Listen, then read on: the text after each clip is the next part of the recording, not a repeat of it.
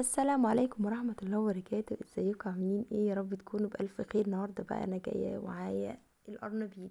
هعمل احلى قرنبيط النهاردة. تمام.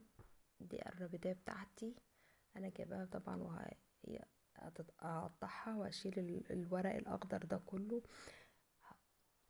لحد ما تنضف خالص، واقطعها حتت مكعبات صغنونه زي ما انتم شايفين كده. هحاول ان انا اقطعها كلها زي بعضيها، مش عايزه اقطع حته رفيعه وحته صغيره وحته تخينه كده، عايزه كلهم يبقوا نفس ال- المقاس، كلهم زي بعض، عشان لما اجي احطها في الميه يبقى كله ياخد سوا واحد، ما تبقاش في حته مني استوت وحته نيه. عايزه كله يبقى زي بعضيه. تمام. بصوا انا خلاص انا قطعتها حتت كلها قد بعضيها، والحته اللي كانت تبقى كبيره شويه انا قسمتها على اتنين، عشان زي ما قلت لكم ان انا عايزه كله ياخد ايه سوا واحد، مش عايزه واحده تبقى نيه وواحده تبقى ايه تبقى مستويه. هنا جبت حله على النار، حطيت فيها معلقه من الملح صغيره، معلقه من الكمون، ونص كوبايه، حوالي نص كوبايه من اللبن. تمام. اللبن بيمنع الانتفاخ، بيمنع الغازات، بيخليه ابيض من جوه وحلو هش. تمام. هنا خلاص الميه بتاعتي كانت غلت، كان في ريم من الكمون كده كنت بشيله. وهنا بقى ايه هحط القرنبيط بتاعي. بعد خلاص يعني الميه كانت بتغلي خلاص، انا سقطت فيها القرنبيط، الميه وقفت غليان خلاص. بعد الميه ما تغلي بحط القرنبيط من دلوقتي لحد الميه ما تغلي ب5 دقايق، بعد ما تغلي ب5 دقايق هبدا اطلعه. هنا انا خلاص بعد ما غلت ب5 دقايق، اظبط ساعتك بالظبط. شايفين اللون الاصفر ده من الكمون هي جت كده، انا مش قصده اصلا. تمام. هحط القرنبيط اللي فاضل التاني برضو بعد 5 دقايق بالظبط، واحسبي ساعتك عشان يبقى كله نفس السوا. هنا انا جبت البوله بتاعتي فضيت فيها بيضايه واحده بس، انا مش هستخدم غير بيضه واحده بس. تمام. وشويه من الخل، طبعا احنا قلنا قبل كده لازم اي حاجه فيها بيض يبقى لازم خل عشان الزفاره. هنا البهارات بتاعت الكاري والكركم والبابريكا، من كل معلقه ونص معلقه صغيره. كاري والكركم والبابريكا والملح والكمون والكزبره.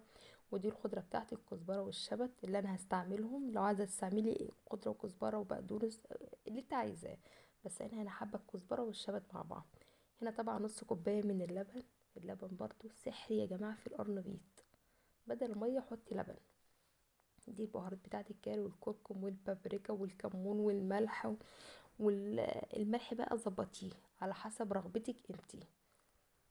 تمام. هضرب كل الخليط ده مع بعضه، اللبن والبيض والبهارات. بعد كده هنزل بالدقيق. الدقيق برضو حسب انت هتعملي كميه قد ايه، ما اقدرش احدد لك انا اقول لك كذا كذا وانت ممكن تعملي اكتر اقل. فلازم الدقيق ده يبقى انت ايه تعايري بنفسك. هنا اللي كان الخليط بتاعي كان تقيل شويه، حطيت شويه من الميه عشان اظبطه. ما مش عايزاه لا تقيل قوي ولا خفيف قوي، عايزاه مظبوط. هنا انا كنت خلاص حطيت الخضره بتاعتي، الكزبره والشبت مقطعهم حتت صغننه. هضربهم كلهم مع بعض، احط بقى نص معلقه من البيكربونات الصوديوم ده. تمام. ايوه. ويلا بينا بقى على زيت سخن وغزير وايه وحمري بقى. هنا انا كنت بقى خلاص القرنبيط بقى بحطه في الخليط ده، بشربه كله من الخليط بتاعي، عايزه اشربه كله يبقى ايه عشان يطلع مقرمش كده. وبصفيه هنا بالشوكه عشان لو في اي حاجه زياده تنزل، عشان ما تنزليش في الزيت وتبقى ايه والزيت بتاعي يوسخ بسرعه. تمام. لازم طبعا الزيت بتاعك يكون سخن جدا على درجه حراره عاليه عشان ما يطرش منك. تمام. شايفين اللون؟ شايفين اللون؟ ايه ده؟ كنتاكي الغلابه يا جماعه، والله كنتاكي الغلابه ده قمر. بصي يعني عايزه اقول لك على حاجه، لو عايزه تشوفي هو شرب منك زيت قد ايه تبقى عايري قبل ما تحطي من الازازه، وبعد ما ترجعيه بقى عايري تاني، شوفي كميه الزيت اللي شربه، مش هتلاقي كميه. شوفي طبعا بعد ما بخلص بقى كل مره ومره لازم ايه ان انا انضف الزيت بتاعي عشان ما يتوسخش بسرعه، ده هيهدر مني الزيت ده. تمام. شوفوا بقى دي تاني مره برضو. تمام كده. بصوا بقى، تعالوا شوفوا صوت القرمشه. بصوا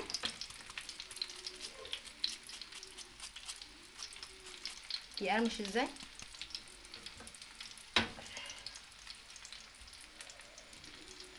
بصوا بيقرمش من بره وخفيف وهش وجميل من جوه. بصوا. ها. سامعين؟ جميل القرمشه.